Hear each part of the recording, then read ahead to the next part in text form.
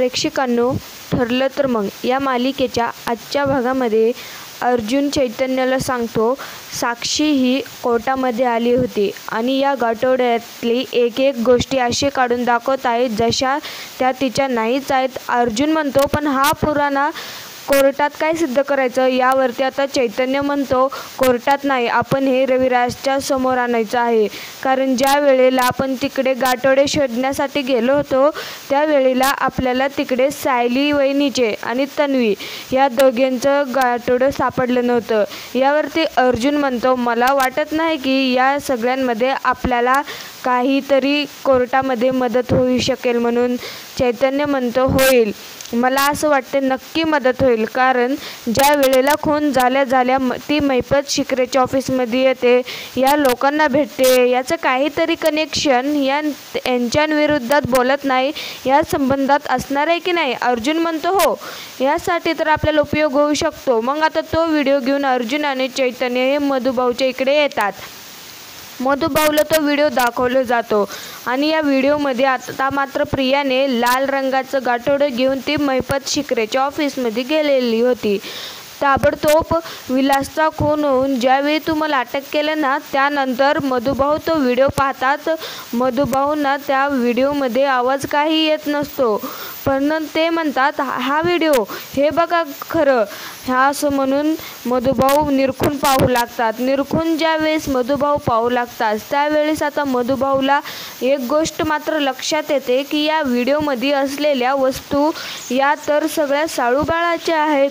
आणि मधुभाऊ अर्जुनला सांगतात, ही गाठोडं प्रिया घेऊन गेली. त्यावेळेस अर्जुन म्हणतो, हो, मग सायलीचं गाठोडं कुठं आहे? अर्जुन म्हणतो, सायलीचं गाठोडं आणि प्रियाचं गाठोडं, दोन्ही गाठोडं त्या बाकी सगळ्या गाठोड्यातून गायब आहे. असं म्हणल्यानंतर मधुभाऊ म्हणतो, मी तुम्हाला एक गोष्ट सांगू का? हेच गाठोडं साहू बाळाचं आहे. यातील सगळ्या गोष्टी सायली बाळाचं आहे. हे प्रियानं गाठोडं घेऊन का गेली हे मला खरंच माहिती नाही आहे, पण हे गाठोडं प्रिया घेऊन गेली आहे म्हणजे यामध्ये तिच्यामध्ये काहीतरी हे तो असणार नक्कीच. आता ह्या सगळ्या गोष्टी आता अर्जुन सांगायला लागतो की प्रतिमा आत्याची मुलगी ही तन्वी नाही आहेच, तिने काहीतरी घोळ केलेला आहे. कल्पना म्हणते, काय चालले आपल्या घरात काही कळतच नाही, तन्वीची लाट काही संपतच नाही आहे.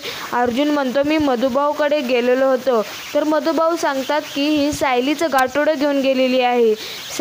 कल्पना म्हणते, सायलीचं गाठोडं जर तिने घेऊन गेली असेल तर मात्र त्याला त्या गाठोड्याचा काय उपयोग?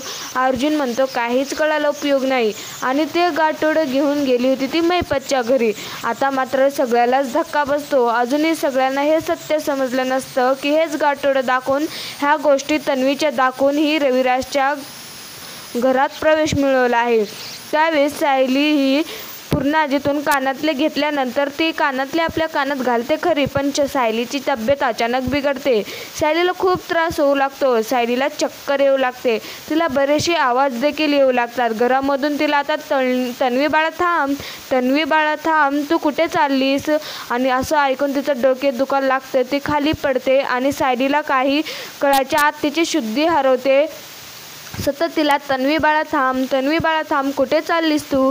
असं तिला वेगवेगळे आवाज, अर्जुन माझा पाटला पकड, अर्जुन मला पकड, असे सगळे लहान मुलांचे आवाज तिच्या मात्र कानावर पडतात. आता मात्र सायलीला धक्काच बसतो आणि सर्वांना देखील धक्का बसतो. सायलीला कानातले घातल्यापासून सायलीला काय झाले आहे हे सगळे दृश्य पाहतात सगळ्यांनाच आश्चर्याचा धक्का बसतो. सगळेच विचारात पडतात की चमत्कार घडावा असे तिला सगळं काही जुनं आठवायला लागत असतं.